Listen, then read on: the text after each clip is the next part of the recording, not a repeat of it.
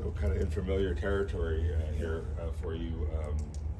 Based on your past experiences, taking over at this point, what becomes sort of the way to streamline things so that there's as seamless a transition as possible? Well, as you know, it's difficult to change a whole lot. And anyone that goes into an offensive system, anyone quarterback would tell you it's oftentimes like learning a new language. So at this point, there's not a lot that you would change in terms of how we're calling things terminology-wise, but there are tweaks that you can make, and certainly that we're making to try and be more efficient, because haven't been efficient enough. Right. And it goes back to a lot of different reasons as to why, but at this point with 6 games to go, we will make some tweaks, but there won't be a lot of wholesale changes that you'll see.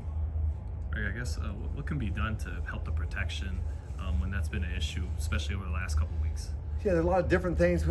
We've done things by bringing more in. We've done things by spreading them out and getting into some empty formations. But obviously, it hasn't worked. But there's when you look at it, we're always constantly trying to get the best 5 out there in terms of the offensive line, and they're competing every day here on the practice field.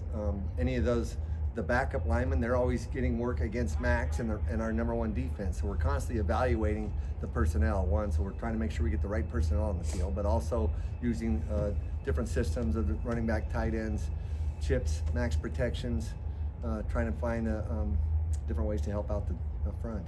And certainly the timing of the patterns. Everyone's involved in it, really, when you look at it. I mean, getting the ball out on time, receivers running the right routes, crisp routes, timing routes, running backs involved in protection or in the route combinations. I mean, we're all a part of it, and we've all got to get better. A couple of days ago, Pete was asked, what are some things that he believes that you bring to the table, and he said that you two are synced in terms of what you want to do with running the ball. How important is running the ball, meaning you in these last 6 games, to create more opportunities in offense? Yeah, I think it's important in any system, and certainly we're coming from Seattle.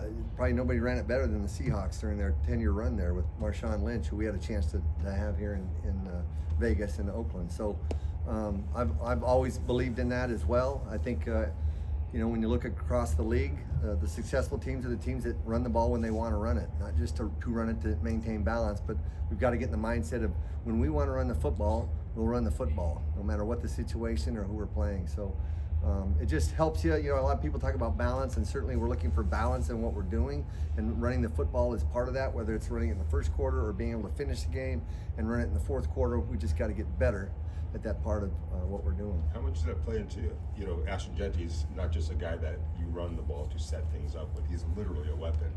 But just getting him the ball enough times where that weaponry becomes prevalent in a game. Yeah, no question, and that's part of the reason why we drafted him where we did was expectations of not only the player himself, but expectations of what we want our offense to look like. So, and getting him more involved, like as you said, touches, whether it be the passing game or the run game, screen game, quick game. I think there's a lot of things that he can do besides run the football, but how do you get the ball in your players' hands, your best players' hands, and he's one of our best players, so we got to find more ways to get him the ball. How confident do you feel in calling plays for a guy like Geno Smith, who you have experience already with, not only just here, but in Seattle? Yeah, I'm thankful that I had a relationship with him in Seattle, and thankful that I had an opportunity to work with him in Seattle, and obviously Pete as well. But it certainly makes things easier. Again, I think anytime that you're with a first-time quarterback and coming into a new place with a new quarterback, there has to be that trust that's established between the play caller or between the quarterback coach and the quarterback, and that was established before he came here. So I'm certainly comfortable with our relationship, and he and I both are on the same page, and we know that we've got to get better as well, in the quarterback room. So, but it's a good feeling having someone here that I've had a chance to work with in the past. When you're stepping in this latest season, what's the benefit of having someone like Brock Bowers in the passing game? I mean, anytime you always want to surround yourself with great players, and certainly he's one of the greatest tight ends here in the league, and he's going to be a great player here for a long time. So, anytime you have great players, it makes your job easier as a coach.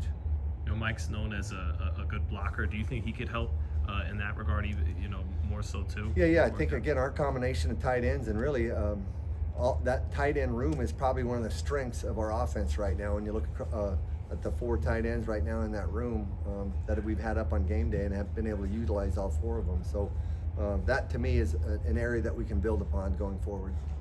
I know it's their jobs, and you know, obviously they got 17 games that they have to play out. But when there's a season going like it's going, and then there's a change right now, how do you keep the room focused, motivated, and keep going, pushing strong?